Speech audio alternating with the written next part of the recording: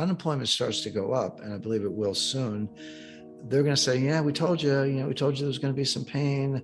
And they only look at the unemployment rate. They're not looking at labor force participation, which we talked about. So if unemployment goes from 3.5 to 4, 4.25, 4.5, that is not going to be enough to dissuade the Fed. That's not going to get them to stop raising rates, because they're only worried about inflation. Now, there's some level where they'll care, but is that 6? I mean, it might be 6%, but when we get to 6% unemployment, we're on our way to 8. I mean, that's where the wheels are coming off. So the inverted yield curves are signaling January. The Fed's not looking at them. The Fed doesn't care. The Fed doesn't understand them. The Fed it's got one goal in mind, which is to kill inflation. Good luck starting at 8. And by the way, we haven't even talked about the fact that this inflation is cost push. It's coming from the supply side, which is completely different than demand side. I mean, I lived in the 70s.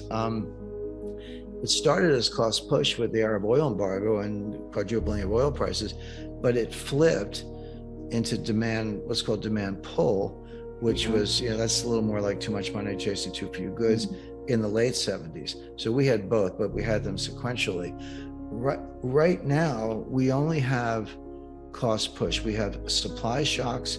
By the way, I'm shameless about plugging my new book, Sold Out, but my book is coming November 29th is a publication date. It's available for pre-order, but it's a book, as the name implies, it's a book about the collapsing supply chain, but it has chapters on inflation, 3 chapters on the supply chain, and then inflation, and then talks about deflation, which we haven't even talked about that, but that may be the real danger. But and I wrote most of it. It's very fresh because I've been able to update it. But I wrote most of it finished kind of around the end of February. People go, well, Jim, if you finish the book in February, how come it's not coming out till November? And I say, well, my book about the supply chain is being held up by the supply chain, because seriously, there's no paper. Wow. The paper comes from Finland. My literary agent said, she said, Jim, I have an author. His book is printed, but it's done, but they can't ship it because there's no cardboard for the boxes. And then you got truck drivers, ink delays. I mean, seriously, the printing and publishing supply chain is broken down. But it'll be out in November. But I talk about this. But here's the so right now, the inflation is coming from the supply side. It's coming from energy price increases, which are obvious, shortages. And the problem in Europe, I wrote the other day, I said there comes a time when the price doesn't matter because you can't get the energy at any price, where it's actually, there actually isn't any.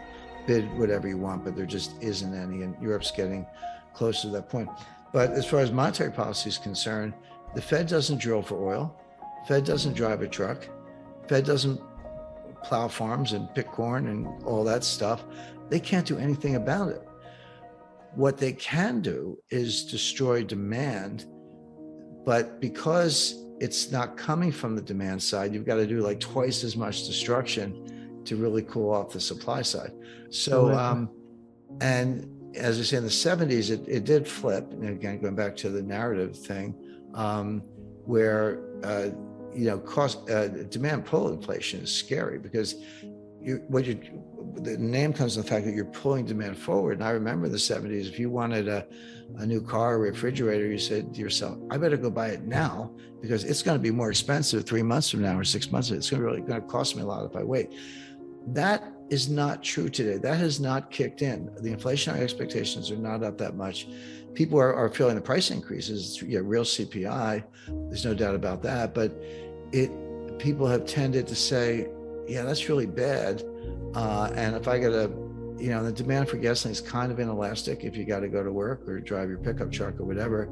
But the way people afford it is they say, well, we're not going out for dinner this weekend, or I'm not going to buy a new winter wardrobe, or we're not going to take a vacation. So you do destroy demand in other sectors, more elastic sectors than oil, than gas and diesel. But the price increases are real. It's causing real damage, but it's nothing the Fed can do anything about. Now, but every day you get a little closer to that demand pull. You get a little closer to that change in psychology. We're not there yet, but if this supply side inflation persists, we may get there, and then forget it. Now you're on your way to 15% inflation. Yeah, that unique nature of the inflation is why I've been so incredibly bearish on corporate profits, because they have no choice but to pay those inputs, as well as, in terms of filling up your gas tank, consumers. Their ability to pass them on to consumers who have real incomes that are negative, it is limited. So it would just seem like the worst possible combination for margins. And yet I look every Friday at the update for analyst estimates for S&P earnings, and they're still not only positive, but consumer discretionary earnings, they forecast up 16% this year. I'm just trying to figure out where do they get those numbers from? Well, here's another irony. Having just resurfaced from a deep dive in the supply chain, there's something called the bullwhip effect. But so go back to last November when their shelves were empty. Not every single shelf in every single store, but selectively. Where's the paper towels? Where's the hot sauce or whatever? And you just couldn't get stuff.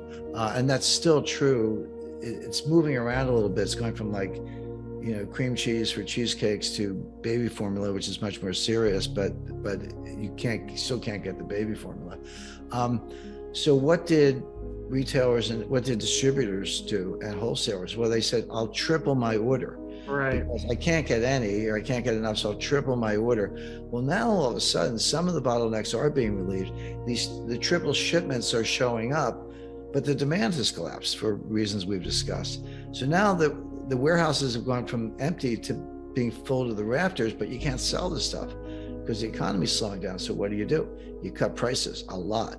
And first of all, you don't order anymore. So that feeds back to the factory level. So shutting down the factories, and we're seeing that in China. But it's very expensive to maintain inventory because you got to finance it. And interest rates are going up. We talked about that. So what you do is you cut prices. So tell me what that does for retail margins.